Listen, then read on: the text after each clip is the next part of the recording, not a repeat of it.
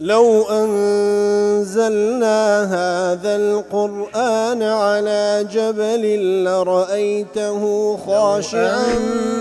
أنزلنا هذا القرآن على جبل لرأيته خاشعا أنزلنا هذا القرآن على جبل لرأيته خاشعا متصدعا من خشية وتلك الأمثال نضربها للناس لعلهم يتفكرون.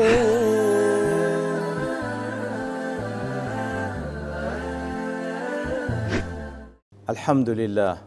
والصلاة والسلام على رسول الله وعلى آله وصحبه ومن والاه. السلام عليكم ورحمة الله.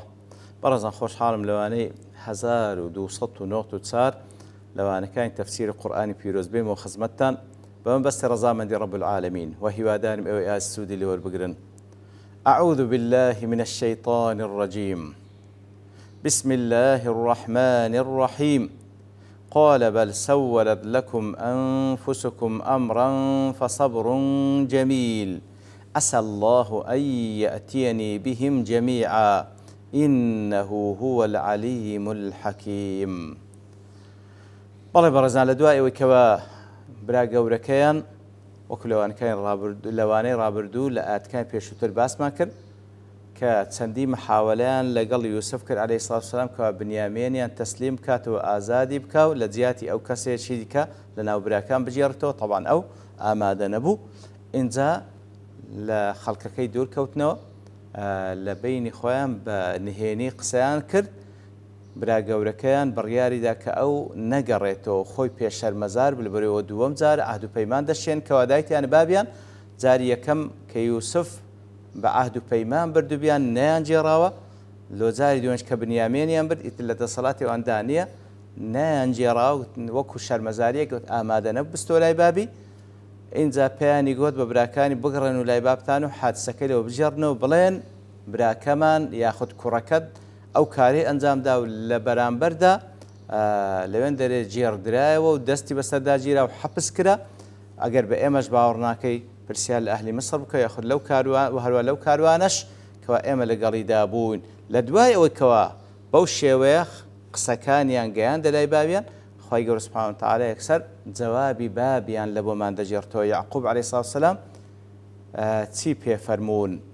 قال بل سولت لكم أنفسكم أمرا. وأتى يعقوب عليه الصلاة والسلام بوشي بكركاني دله ليس الأمر كما ادعيتم. براستي أوي أنقول بوم دجرنو إيشكوانية كأنقول ادعاء دكان بل زينت لكم أنفسكم أمرا أردتموه بأخيكم غير ما تقولون. بلكو نفستان شتيشي لو رازان دينوا كوكاريك بسر براكتان بينا غير أوي كأنقول ديجرنوا.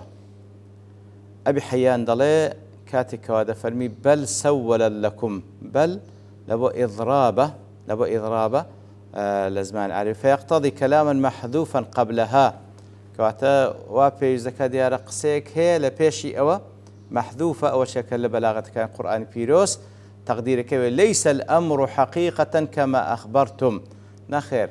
أو كارا حقتك آواني وكنغو باس لكن بلكو أو يكوا نفس تانشتيشي لبو تارازاندو أوتان أنزام دايا كواتا وكو ابن عاشور يجدل كاتك يعقوب عليه الصلاة والسلام بو شوي والله مكركاين داتو قال بل سول لكم أنفسكم أمرا لو حالتي يعقوب عليه الصلاة والسلام ظن بهم سوءا. يعقوب عليه الصلاة والسلام براسي أوزارة قماني خلافي بيبردن فصدق ظنه في زعمهم في يوسف عليه السلام ولم يتحقق ما ظنه في أمر أخيه. كواتا كاتي كواي جاري كم كيوسبي بوان سبارد عليه الصلاة والسلام لنتيجة هاتنوا أوان رواياتشان لو جرايا وكوا دور بلا راستي فعلا هباور بينا كردن راستي جبو كباور بينا كردن برام لزاري دوام درباري بنيامين كهاتن براستي خبرك عن جرايا برام ديسان يعقوب عليه الصلاة والسلام قماني خلافي بيبردن لو هذا فرمي فصدق ظنه في زعمهم في يوسف عليه السلام ولم يتحقق ما ظنه في أمر أخيه. فعلا ظنكي يعقوب لزي خوي بكوا قلت ينقو راسنا كان درباري يوسف برام درباري بنياميني ظنكي لزي خوي نبو أي أخطأ في ظنه بهم في قضية أخي يوسف. كواتا لجاري دوم كاتك وهاتينوا حقتي أو كرويدا لبويان جيرا ودربار بنيامين بەڵام لەوەش دیسان گومانی خراپ پێبردن لێرەدا گومانەکەی لە جێگای خۆی نەبوو ومستند في هذا الظن علمه أن ابنه لا يسرق. بەڵام لەسەر چ ئەساسێک گومانە خراپی پێبردن کاتێکەوان دەڵێن کوڕەکەت دزی کرد لەبەرەوەی ئەو متأكيدە کە کوڕی ئەو دزی ناکە فعلم أن في دعوى السرقة مكيدة. ئیتر زانی کاتێکەوان دەڵێن دزی کردیە لێرەدا پلانێک هەیە یاخود پیلانێک هەیە کەوا جێردرایە فظنه صادق على الجملة لا على التفصيل. کەواتە بەگشتی کاتێکەوە گومانی خراپیان پێدەبا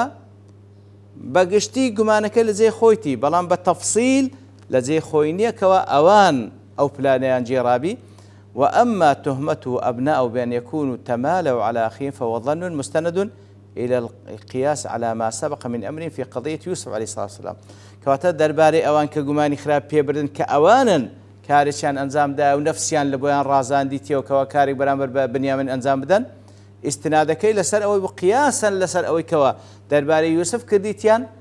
لأن دوشيت وكواديسان بخويان بلانيتشان داريشتيو نفسيان لبويان رازان ديتو. كواتا جملة بقشتي فعلا دزاني كروي نابي دزيبكا بەڵام فعلا ئەوان ئەو جارە دەستیان لەو قەزیە نییە کە ئەو گومانی برد کە ئەوان دەستیان لەو قەزیە هەبی. ويجوز أزلوي دلتان وكو ابن عاشور دلي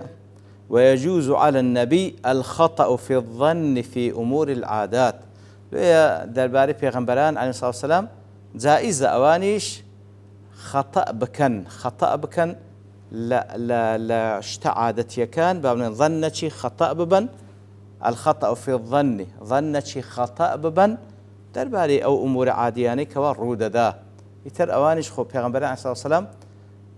أو شتي لغيب تنها أوان دي كخواي قولوا أن كشف دكا دزان أقرنا هموشتك نازانا هموشتك لغيب نازان إلا أو مقداري كخواي قولوا أن كشف دكا اللي رجع عقوب هج علمي بيانية كوا فعلا تسروي دا بلام داشي زاني كروي دزيناكا يتر أو قمان لويتو كأوان با هواو آرزوي خوانو برازان نوي نفسي خوان كاري چام بسبراكانيا لو حالتي قمانكي لزيقاي خوي نبو لويا دلي جائزة لحق بيغمبران كأوانش عليهم الصلاة والسلام لقمان بردن لأمور عادي خطأ بكانوا نبيكن صلاة والسلام خوان لسربي لويا لدرجة قصة كان يعقوب عليه الصلاة والسلام دفنين فصبر جميل واتى يعقوب عليه الصلاة والسلام ضلي وكارك بخوته أنزام تاندايا نفس تان رازان دينه فصبر جميل كوات الصبر دقرم صبر دقرم لسر لدزداني كركانم طبعا أو كم زار باش يوسف لدزداب عليه الصلاة والسلام أو زار بنيامين كرة قوركشي كان قرايته صبر دقرم لسر لدزداني هميان تصبرك صبر جميل صبر شيء جوان يعني صبر جميل تسيا أي لا جزع فيه ولا شكوى إلى الخلق نبي زاري تدادر نبرن لو صبرم نشكواج دكم لبو مخلوقين إن زاد فرمي عسى الله أن يأتيني بهم جميعا رجاواك الله تعالى همو كركانم لو بجيريتوا هم يوسف هم بنيامين هم كرة قوركي لا صيد الخاطر ابن القيم رحمة الله عليه إيمان المؤمن يظهر عند الابتلاء راستي إيماني بنده لكاتك بديار ذكي وكاتك والتعقيد كريتوا فهو يبالغ في الدعاء زور دعاء ذكا بنده لكاتك ولا يرى أثرا للإجابة لكاتك ذكا زور دعاء ذكا لخواي قرد باريتو هيت آثاري شي جاري لبو غلام دانوي دعاكي نابيني لقل أوش ولا تغير أمله ورجاؤه ولو قويت أسباب اليأس كواتا زور دعاء دكا إنساني إيمان دار أجر فتريش تساشيش بسر دعاء كاين دابر واو نيشاني ولام دانوا للان خواي قوري سبحانه وتعالى بديار جنكوي هيت هيواو آواتي لدس نادا أجر تي ظاهرا بأسباب بشري وبتيروانين بشري مأيوسي جبيلوي كوا والله دعاء كي بدريت توا إيمان دار حقي ومأيوس نابي لعلمه أن الحق أعلم بالمصالح کاتێکەوە مەئیوس نییە لەبەرەوەی دەزانی کە خوای گەورە شتێکی تاخیر کردێ هەرخوا دەزانی خوا زاناترە مەصلحەتی بەندە لە چدایە أو لأن المراد منه الصبر أو الإيمان فإنه لم يحكم عليه بذلك إلا وهو يريد من القلب التسليم كواتا لبرو إيمان دار دزاني كخواي قول سبحانه وتعالى أو كاري بسردا هنا أو تاقي كرم ابتاعي بسردا هنا تسي لبندكي ديوي أو دل تسليمي الله تعالى بي ديوي الله تعالى صبر لو بندي ببينيتن ديوي الله تعالى لكاتك والله من ناداته أو تاخكرنه أو مصيبة لسلان هذا صبري لبيني وهروها بردوان بلا دعاء كثرة اللجء والدعاء دەیەوێت زۆر دوعا بکە و جۆی لە دەنجی ئەو بەندەیە بیتن لە دوعاکردن و پاڕانەوە کە هەمووی بەخێری ئەو بەندەیەش تەواو دەبی کەواتە لە عیبادەتێکی بەردەوامدایە. فأما من يريد تعجيل الإجابة ويتذمر إن لم تتعجل بەڵام ئەو کەسەی کەوا لە کاتی مصیبەت دەیەوێت زوو وەڵامی بدرێتەوە و بێزاری دەردەبڕی ئەگەر زوو وەڵامی نەدرێتەوە فذاك ضعيف الإيمان بەڕاستی ئەو کەسە إيماني لاوازە ويرى أن له حقا في الإجابة وكأنما خوي دبيني كوا حق خوي قولي والله من بداتوا وكأنه يتقاضى أجرة عمله وكأنما كارش اللي بخوي كرديا مستحق زو فاداشتي ورقريتو مع العلم كسب حقي لصرخوان سبحانه وتعالى. فيعقوب عليه السلام بقي سنين في البلاء يعقوب عليه الصلاة والسلام سندين صال ما ولو بلا مصيبته ورجاؤه لا يتغير هیوا و ئاواتی بەڕەحمەتی خوای گەورە هیچ گۆڕانکاری بەسەردانە هات. فلما ضم إلى فقد يوسف فقد بنيامين لم يتغير أمله کاتێکەوە لە سەرەتادا بەس یوسف عليه الصلاة والسلام ئەوی لێ دوورکەوتووە پاشان بنیامێنی براشی لێ دوورکە بنیامێنی براکە یوسفیشی لێ دوورکەوتەوە لم يتغير أمله هیچ ئەمەل و هیوا و ئاواتی گۆڕانکاری بەسەردانە هات وەکو دەفەرمی عسى الله أن يأتيني بهم جميعا رجام وك الله تعالى همم لو بجيريتوا لويا لا كوتايق سكيدا دالي فإياك أن تستطيل زمان البلاء لويا وكو إيمان دارك ئاگادار بە هیچ شێوەیەک زمن درێژ بوونەوەی کاتی ئیبتلا بە زۆر مەزانە وتضجر من كثرة الدعاء ئاگادار بە بێزار نەبی لە زۆر دوعا و پاڕانەوە فإنك مبتلا بالبلاء أتو ابتلاء كراي وتعقيد كراي وبو بلا مصيبة متعبد بالصبر والدعاء فيستا عبداتي خود بسلميني بآرام قرتنو بدعاء كردن ولا تيأس من روح الله وإن طال البلاء بهيج شيوك بهوا مبا لويك الله تعالى فراواني دنيري وإن طال البلاء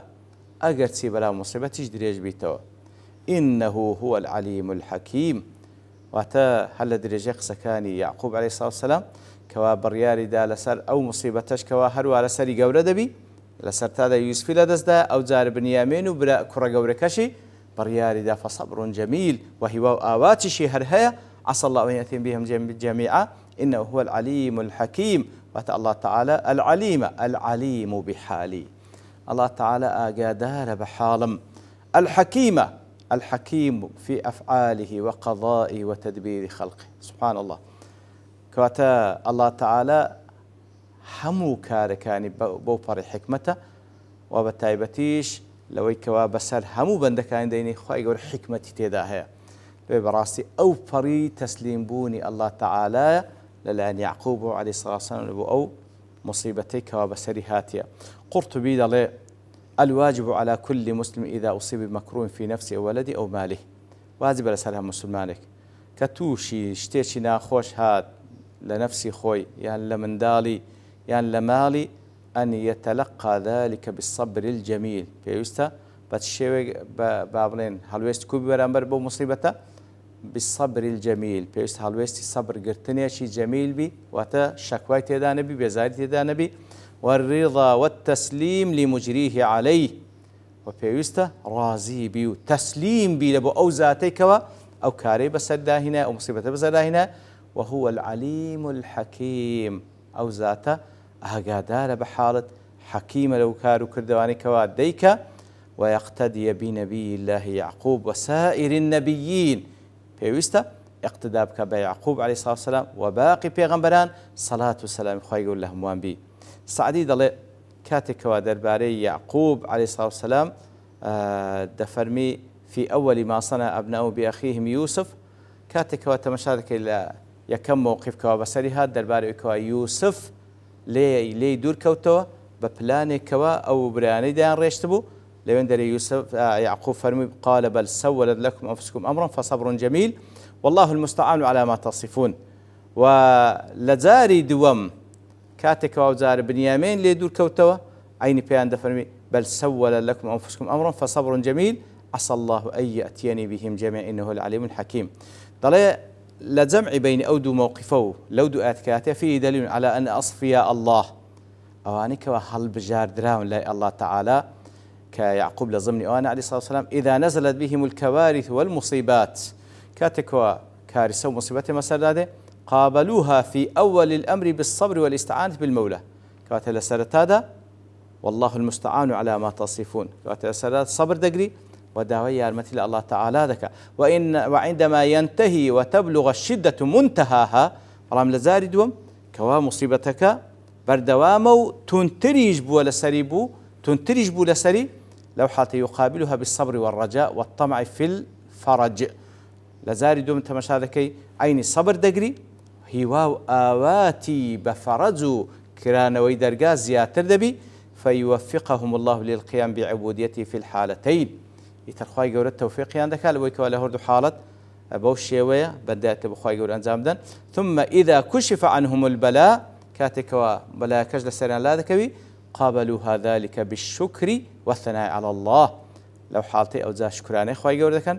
زياتر ثناء ومدح الله تعالى ذكن وزياتريش شار زادن برامر بالله تعالى وكل كوتايات كان دا دفن يوسف عليه الصلاة والسلام إن ربي لطيف لما يشاء خواهي قول باللطفة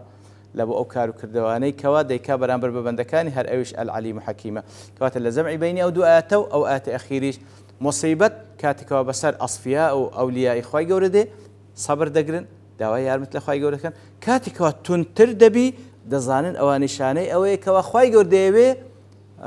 فرجيان لو بنيري لويا هواو آواتيان بكرانوي أو مصيبة لسريان زياتر دبي وكفرمو عسى الله وياتين بهم جميعا يتر براسي أو صفتي أصفياء أو أولياء إخوة جوردة سبحانه وتعالى. وصلى الله وسلم على نبينا محمد وعلى آله وصحبه أجمعين